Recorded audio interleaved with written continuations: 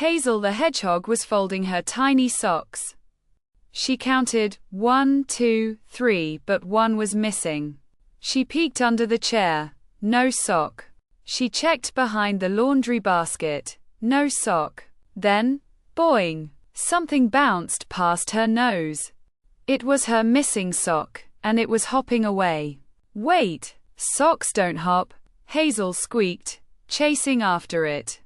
The sock bounced over her tiny bed, then onto the floor. Hazel leaped forward, missed, and tumbled into a pile of blankets. She scrambled up, watching the sock bounce out the door.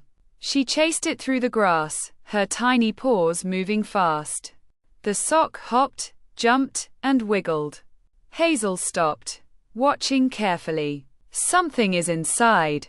She took a deep breath and pounced. Grab. The sock wriggled, but Hazel held on tight. She peeked inside and found a tiny cricket. Oh, you're the one making my sock jump, Hazel giggled. The cricket chirped, looking quite cozy inside the sock. Hazel smiled. You can have it if you like. The cricket chirped again, settling down inside. Hazel placed the sock near her bed, creating a tiny home. And from that day on, Hazel's sock had a new job. Not keeping her paws warm, but keeping her tiny friend cozy.